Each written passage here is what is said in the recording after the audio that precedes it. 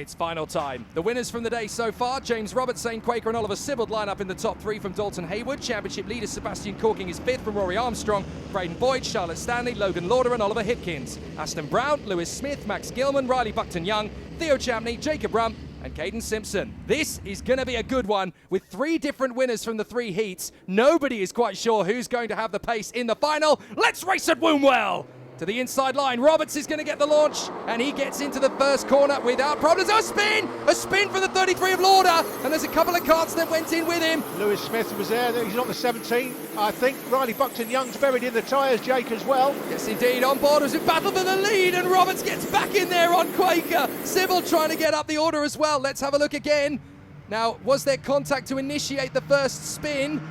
Oh, it looks like just the tiniest little tap from Smith on the back of the 33 of Lauder, and that's all it takes. And look, he gets into him again there, just on the chain reaction. Aston Brown had absolutely nowhere to go and had to go up over the curb and onto the grass as well. So four drivers involved. They're still running. Yeah, Riley Buckton-Young, he's been recovered from the tyres. He's still running, but well down the back of the field. Yep, so no full course yellows. We've got a great battle for the victory already going as Quaker gets back into the lead in front of Roberts. Haywood is there in third, and we've got SIBBALD just managing to hold out Corking for fourth position. 68 is next, that's Rory Armstrong. This is going to be electrifying. Great racing between them so far, and now we come down into the end of the lap. Roberts no longer leading. Quaker is the man now in front. And as they come through into lap 3, you've got Dalton Haywood lingering for an opportunity. Three different winners from the three heats. The first one was Oliver SIBBALD, the second was James Roberts, the third was Zane Quaker. And it's very tough to know which one of them is going to win the final. Or can someone else get there? Don't forget Sebastian Corking. He's there in fifth position behind Dalton Haywood and the 99 of Oliver SIBBALD. He was the championship leader. He blitzed Teesside. He's got a chance still. Yeah, and bear in mind as well, Jake, in the championship, we've got two effective championships this year. The Micromax UK Championships, which is what this is part of. Later in the season, we've got another Micromax National Series, which is part of this. And that at different rounds. It gets a little bit complicated, but at least I know what's going on anyway. But you can drop your worst score, so whatever happens this weekend, because Corking won all the heats and the finals, and nobody's going to do that this weekend, and you can drop your worst score, whatever happens this weekend. I know these guys like dropping worst scores as early as possible. Corking will lead the championship based on their worst score being dropped, because this is by definition going to be worse for him than a full point spread of 125 points, which is the maximum you can score in a round, which is what he scored at round one. So Corking will still lead the championship based on drop scores as Quaker puts in another fastest lap. But now what we've got is an exceptional battle for the title. We thought it was going to be one-way traffic after Teesside. Now we know it's not. Here we go, ultra slow-mo at the first corner. Quaker in front of Roberts. Haywood, look at the difference in lines as drivers feel their way through the tarmac. Big slide by Corking, look at that, that's scrubbing off a load of speed, and he's got two wheels on the grass as well, that won't help him. This is the middle of the field, you just saw Rump, Gilman, Lauder, Simpson. Good little battle with those guys. Lauder really struggling to get back into contention after the earlier spin, but we know just how fast he can be. He does have time to get into the top 10. That's Riley Buckton-Young just moving out of the way. Clearly, obviously still nursing a little bit of damage from the first lap incident, but he does the right thing. He moves aside. He doesn't compromise anybody else's race. That was the sensible thing for Riley Buckton-Young to do. Wisdom beyond his years there in my book. Doing it again, look, just keeping himself well out of harm's way and just letting the rest of the field go by. Good job. Now, Zane Quaker is building up a lead here. He doesn't want to do it too early, because if you gap too early and disappear out into the distance, you risk burning out the tyres, and if they overheat, you start to lose grip, you start to lose speed in the corners, you start to scrub off on acceleration, and you've got 3 or 4 guys behind who are still motivated and still dueling. They'll work together. There goes SIBBALD on the inside of Haywood. He gets up into third place. Corking's there for company. These guys have still got plenty of time to catch up to Quaker and Roberts. Third place on track. Third place in the championship coming into the round, could go to second in the championship based on where he is at the moment compared to Rory Armstrong. Simpson's out of the race, Caden Simpson. That's such a shame. That's Simpson, up in the top loop, Jake. Yeah, Simpson was doing a good job this weekend, staying consistently and fighting in amongst his quarter.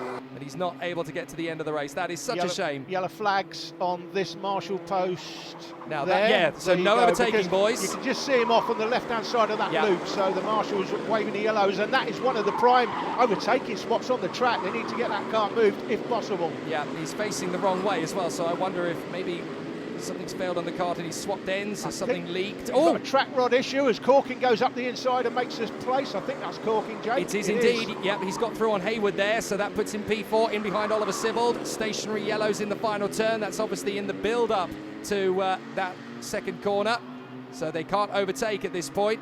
At various points on the course they can, but you can see there the marshals are heading down to the hairpin to try and recover Caden Simpson's kart, and they're doing the right thing. Look, no overtaking. That's exactly as they should be. Well done, boys. Up at the front end of the field, and well, the 48 Dalton Hayward's getting frustrated again. His hand is in the air. Come on, I want to race, but the yellow flags are waving. There's nothing you can do, mate. You're just going to have to be patient.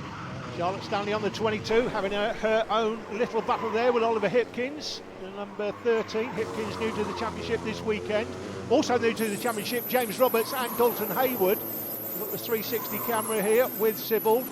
And Hayward and Roberts, because you can drop your worst score in the championship, of course it does mean they're still in contention to win the championship. The yellow flag's out!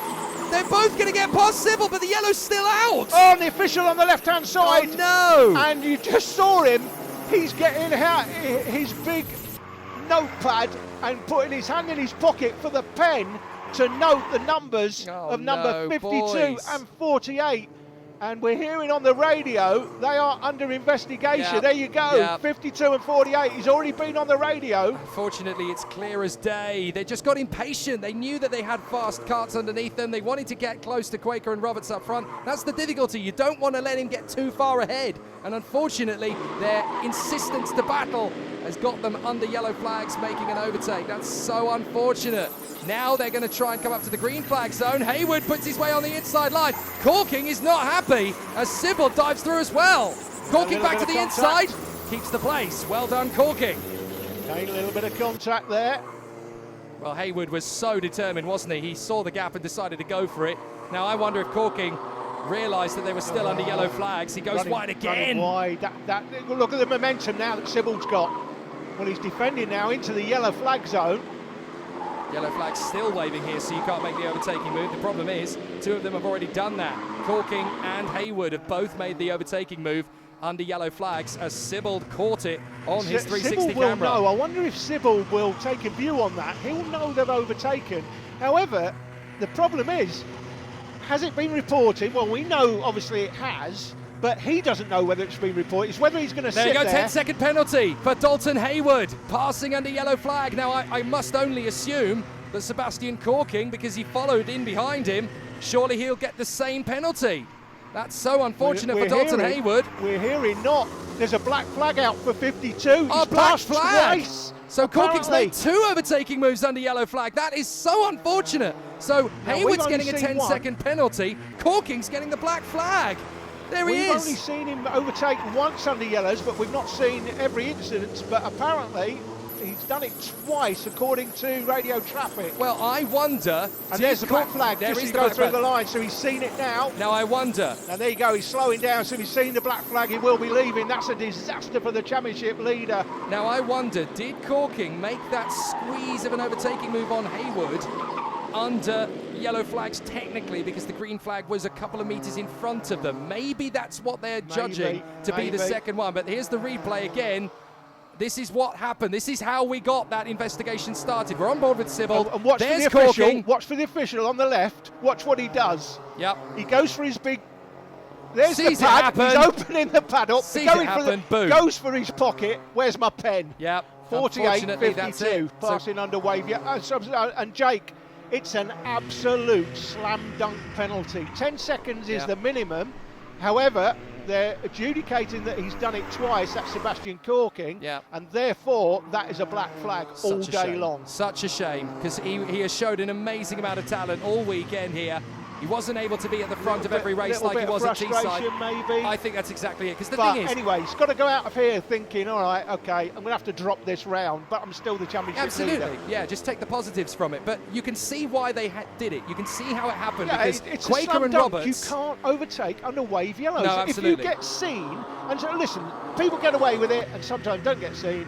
If it gets seen and officials report it, it's a slam dunk, nailed-on penalty. Well, Quaker is now lapping back markers, would you believe he is that far ahead? He's doing a fantastic job. And as I was going to say, look, you can see how it happened, because obviously Quaker and Roberts were starting to disappear in front.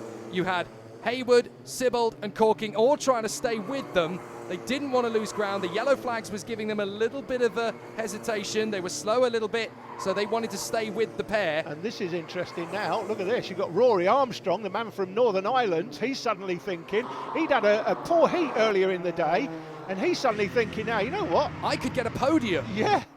The thing is, he's right, because Haywood up in front has got that 10-second penalty. So SIBBALD and Armstrong aren't fighting for fourth, as it says on the timing screens. With that penalty applied to Haywood, they're fighting for the final place on the podium. Yeah, exactly. So this could be an amazing thriller for these two, SIBBALD versus Armstrong. And we know how racy Rory Armstrong can get at the best of times. He's quality, there's no doubt about it. He's a quality driver. We've seen that already at Teesside. I mean, bear in mind, Jake, came to Teesside, never seen the circuit. Came to Wombwell, never seen the circuit. Yeah, and he's straight in there. Here we go. That tells you how good he is. Here we go. Rory Armstrong's getting in there. Now, he thinks this is for fourth. It's actually technically for third. So he's really enjoying it. And, of course, now the yellow flags have been withdrawn, so they can race. Here comes SIBBALD back again. Oh, these cameras are fantastic, aren't they? SIBBALD retakes the position. So he is back in a bit. Whoa! A little bit close there as James Roberts was lapping Lewis Smith. Yeah. And he just turned across a fraction of a second too early there. That could have been very nasty indeed. This is a skill, though, that you don't get to use too often in karting, especially in these sprint races, is going through the traffic. And it's a real tough skill to learn if you're not used to it. On this type of track, 17 drivers on it, different experience levels amongst the drivers. You've got people like Aston Brown there on the 57, a lot less experienced than a lot of the other drivers. But these drivers will be learning so much from racing against drivers who have got a lot more experience, a lot more quality. Zane Quaker, he's done a couple of seasons in Mini Rock basically, and that's got him to the point he's at now, and that's why we're seeing him so far clear today. I mean, I'll be honest though, Jay, I didn't expect to see him this far clear. This is just an absolute dominant run from Zane Quaker. I genuinely thought that the likes of Roberts, Haywood, Armstrong, Corking, they'd be right on him like a ton of bricks. Quaker's just opened the throttle and just gone, you know what, I'm dropping the hammer. What's he going to do here? He's got a massive lead. Now, his experience may teach him, you know what, massive lead, not long to go. He can look at the clock. Yeah. The clock's counted to 0. So there's we're on the last lap. Last lap ball is out. So Quaker now, if he's experienced enough, and we know that he is, he should just sit there. He don't need to overtake the back markers, just follow them round. Nobody's going to catch him on the last lap. No, indeed. Aston Brown is the kart in front of him, and he doesn't have to not even trying to overtake them. No, he can just cruise home. Mature, experienced driving. This is terrific from Zane Quaker. He's doing exactly the right thing. Why get yourself into a war zone? Just wait. Just let Gilman and Brown have their own hustle and sit behind them. Bring it home. This is amazing from Zane Quaker. Mark Baines is going to have a smile so wide, it'll be there till Tuesday. Zane Quaker takes the final. What a victory! Here's a battle for third. And it is going to go down to the end of the race. Roberts comes through in second. Is it going to be SIBBALD or Armstrong? SIBBALD just gets there. Oh, it's unfortunate for Dalton Haywood. He's going to carry that penalty, so that's going to drop him down the order. So it will be SIBBALD who takes the podium as a result. What a final and an epic end here at Wombwell. Brilliant win from Zane Quaker, 6 seconds clear of James Roberts. SIBBALD is third ahead of Armstrong, Hipkins and Stanley. Haywood denied down to 7th. Champney has a similar penalty, in fact. Logan Lauder and Aston Brown. But Zane Quaker is your round 2 winner. That really has thrown a curveball into the Micromax UK Championship. In the final, I started first. I was doing well, and then got done by 2 people in the yellows, and then they got black flagged, and then Rory came behind me, and then I managed to defend third, and I got third in the end. And you had a little bit of an unfortunate incident in one of the heats, didn't you? You got a front fairing penalty. But was that on the rolling lap? Yeah, it was on the rolling lap. We were just bumping everywhere. So a little bit unfortunate, but who do you want to thank for your weekend? Great result for you today. My dad. James, your first appearance in the championship, you only got the kart literally a few days ago, didn't you? Yeah. So looks like that's been a big decision. How have you found the kart to drive? It's much faster than the previous kart that I've been racing. So yeah. And just describe the 3 heats in the final today. It's been pretty good for you. Oh, in the first heat we started 15th and finished 5th. In the second heat we finished 1st from 7th. And the third heat we started 4th and finished 3rd. And then second in the final, but what a weekend. Who do you want to thank for your weekend? My mum, my dad and Dave from Modus Motorsport for getting the kart and engine. Okay, well done. On the final, at the end of the rolling start, James pulled away from me a little bit, and I tried to overtake him on the first turn on the outside. But then I tried to slipstream in on the straight and then overtake him on the hairpin, so I had to try that on the second one. And that final there, I think those of us in the crew thought we were in for an absolute battle royal. We thought there was going to be 7 or 8 of you going at it hammer and tongs. And in the end, it was quite straightforward for you. You got quite a big gap. Were you expecting that in the final? No. Did you make any changes of the kart? Because it certainly looked like it was quicker in the final than arguably it had been earlier in the weekend in the heats. Did you make changes for the final? Yeah, I think we put the front ends wider in. Who do you want to thank for your weekend? I want to thank Mark Baines, my dad, my mum, my brother, Danny. Zane Quaker is now at the front, 7 points clear of Oliver SIBBALD. Rory Armstrong third ahead of Sebastian Corking. Don't worry though, on drop scores, Corking still has an opportunity to clinch this title. Logan Lauder, steady and consistent over the 2 weekends in the top 5, but there's a long way still to go in 2021. And next up, we travel to the beautiful Rowra in Cumbria on July the 4th. It's going to be an epic weekend. Crowds should be permitted by then, so come along if you can, or just buy a Micromax and get on the grid yourself.